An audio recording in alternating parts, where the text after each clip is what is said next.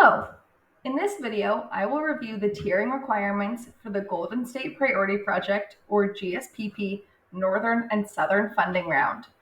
The application window for the Northern and Southern Funding Round closes on December 12, 2023, at which point all documents required for application are due with your submission.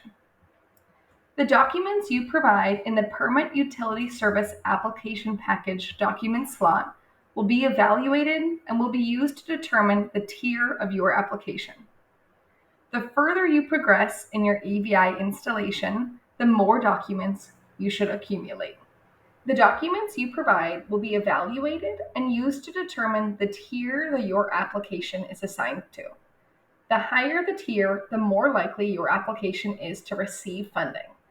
Therefore, it's in your best interest to progress as far as possible in your EVI installation and produce as many documents as possible when you submit your application. Next, let's review the 3 tiers and what documents are required at the time of application to be in each tier. Tier 1 is the highest tier. This is the tier most likely to receive funding. At the time of application, you are required to submit a final utility design and an issued permit to be considered a Tier 1 application. Tier 2 is the next highest tier.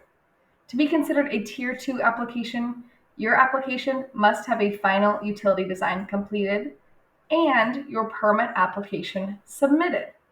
Therefore, the difference between a Tier 1 and a Tier 2 application is that a Tier 2 application has started the permit application process, and Tier 1 has finished the permit application process and has an issued permit. Tier 3 is the lowest tier, and this is the minimum requirement to be eligible for GSPP funding.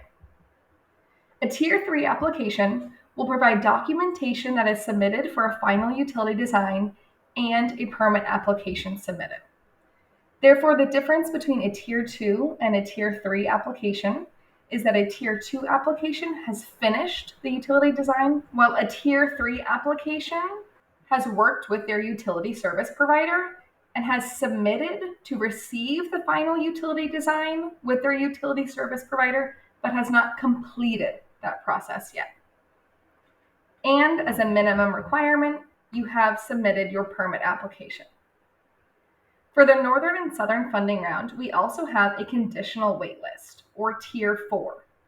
Note that applying for the conditional waitlist does not make you eligible to receive funding, but does allow your application to join the waitlist. To apply for the waitlist, you need to provide a new or upgraded utility service application. Therefore, if all you've done to progress in your EVI project so far is apply for new or upgraded utility service, you can still apply for the conditional waitlist. But we highly encourage you to progress with your project, as you will not be eligible for funding until your documents meet the Tier 3 minimum requirements, that is, progressing with your utility service and applying for a permit. Next, I'll walk you through an infographic found at the bottom of the Tiering Resource Guide, which you can download at calevip.org/document library. This infographic shows the natural steps and stages of progression for your EVI installation project, and on the right side shows a checklist of exactly what we will require to show that you have completed that step. As you begin to plan your EVI installation, you're first going to identify a site. If you intend to apply for GSPP funding, we highly encourage you to check your site against the eligibility requirements listed on our program website. Once you've identified an eligible site, you will complete a site assessment and review. Then you will complete an initial site design. However, you are not eligible to apply for GSPP until you can demonstrate that you have applied for utility service design. That's designated by the color coding of the yellow dot here. And you can see on the right side what we require to demonstrate that you've applied for your utility service design. Please note that if you've applied for your utility service design, you are only eligible for the waitlist and not yet eligible for funding. You will then continue on and complete utility feasibility studies. As you continue to work with your utility, You will eventually submit documentation with them asking for your final utility service design. Designated by the yellow dot, that is another document that you will provide to us. We highly encourage you to begin the utility service process prior to beginning the permitting process, as we require you to be further in the utility process than in the permitting process to be eligible for GSPP. As you're working with your utility, we encourage you to also apply for a permit at your site. Once you have the documents showing that you have progressed to submitting for a final utility service design and you've applied for a permit at your site, you are officially eligible for GSPP funding. This is what qualifies a Tier 3 application, and you can review on the right side all documents required to demonstrate that you have completed both of these steps. As you continue through your EVI installation, you should eventually obtain the final utility service design from your utility service provider. You will provide that document to us, and obtaining the final utility service design is what will bump your application from a Tier 3 application up to a Tier 2 application. So the sooner you can move to this step, the better for your funding probability. Meanwhile, we expect that you're continuing to coordinate with your permitting agency to eventually obtain your issued permit. Once you have obtained your issued permit and have provided that to us, that's what will bump your application from a Tier 2 to a Tier 1, further increasing your probability of being funded.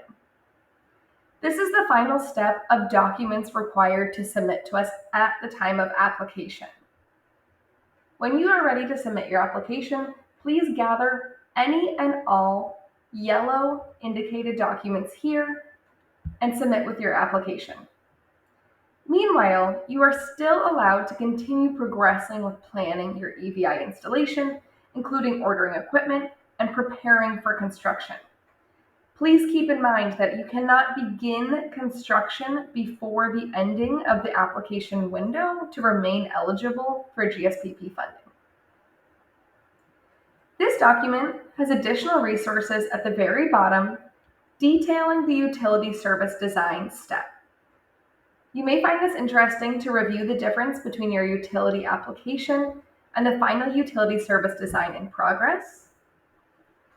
And you may find additional resources for your specific utility listed here. At the bottom of this document, you'll find document submission best practices and frequently asked questions about the utility documents.